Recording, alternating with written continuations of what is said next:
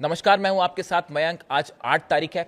देखिए, जिस तरह से ममता बनर्जी ने मुख्यमंत्री पद छोड़ने से इनकार कर दिया था, उसके बाद पश्चिम बंगाल के राज्यपाल RN रवि ने बड़ा फैसला किया।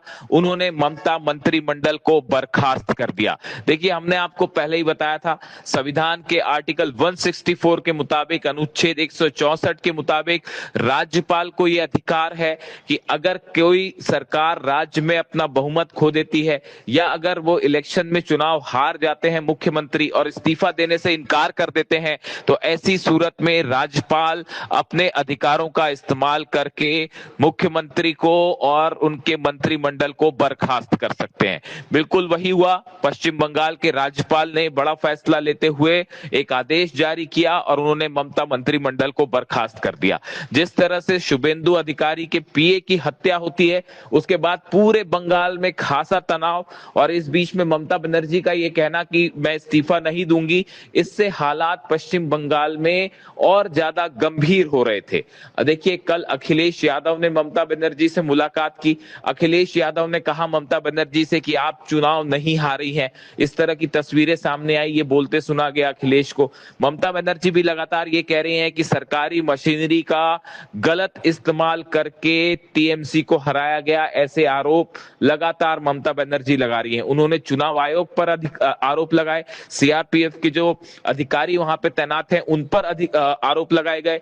इसके अलावा देखिए, ममता बनर्जी का यह भी कहना है कि लगातार लोगों को TMC के जो वोटर्स थे उन्हें वोट डालने से रोका गया, और जिस तरह से ये इलेक्शन हुआ उसके बाद अब एक बड़ा आंदोलन करेंगी ममता बनर्जी। उन्होंने यहां तक कह दिया कि वो सुप्रीम कोर्ट जाएंगी। अगर वहां से उनको न्याय नहीं मिलता है, वहां से फैसला नहीं आया उनके पक्ष में, तो वो इंटरनेशनल कोर्ट ऑफ जस्टिस भी जाएंगी। इस तरह का भी ऐलान ममता बनर्जी ने कर दिया। यानी ममता फिलहाल एक बड़े संघर्ष के लिए और आंदोलन के लिए तैयार होती दिखाई दे रही है। जो इलेक्शन में बेईमानी हुई है उसके लिए खड़ा होना पड़ेगा। ईमानदारी से इलेक्शन जब हुआ, इलेक्शन कमीशन ने जब इलेक्शन कराया तो वो जीती। और इस बार जो मल्टी लेयर माफियागिरी हुई है इलेक्शन में, कोई कभी सोच नहीं सकता था कि इस तरह की बेईमानी Bharatiya Janata party, election commission, उनके संगी साथी, खुफिया लोग, अंडरग्राउंड लोग मिलकर के इस तरह का चुनाव करेंगे। अभी तक तो हम ये सुनते थे कि जो आज बंगाल करता है वो देश कल करता है, लेकिन बीजेपी ने जो उत्तर प्रदेश में किया बेईमानी, वो एक ट्रायल था उनका, और उससे सीख करके पूरा का पूरा चुनाव उन्होंने लूट लिया। सेंट्रल फोर्स हो, election commission, transfer posting, UP का चुनाव भी बड़े करीब से देखा है मैंने। न जाने कितने अधिकारियों की हम शिकायत करते थे, न कभी DGP हटा, न कभी चीफ सेक्रेटरी हटे, न कोई डिस्ट्रिक्ट का अधिकारी हटाया उन्होंने। लेकिन जब बंगाल का चुनाव हुआ, पूरा का पूरा स्ट्रक्चरली उन्होंने अपना बनाया और उनको निर्देश दिए गए कि आपको चुनाव हराना है। आप में से बहुत सारे साथी होंगे, अब तो फोर्स के कई लोगों को 15 दिन की छुट्टी दी है, लीव। इतनी छुट्टी कभी सेंट्रल फोर्स को कभी नहीं मिली। अभी सुना है कि 15 दिन की छुट्टी दी गई है।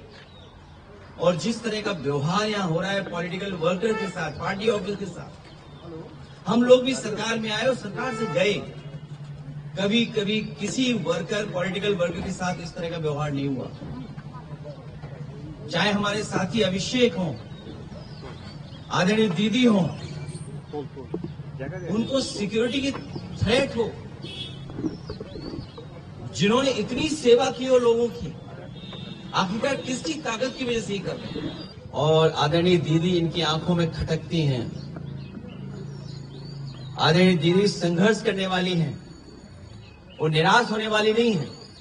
बीजेपी की आंखों में इसलिए खटकती हैं क्योंकि वो आदि आबादी का प्रतिनिधित्व करती हैं। और भारतीय जनता पार्टी के लोग जो पुरुषवादी हैं, सामंतवादी हैं, कभी नारी को बढ़ते हुए नहीं देख सकते। इन्होंने नारी को मुख्यमंत्री नहीं बनने दिया। राजस्थान में जो पहले मुख्यमंत्री की दावेदार थी, मुख्यमंत्री रही, और देश में केवल एक मुख्यमंत्री आधी अधूरी बनाई, जिनके पास कोई पावर नहीं है।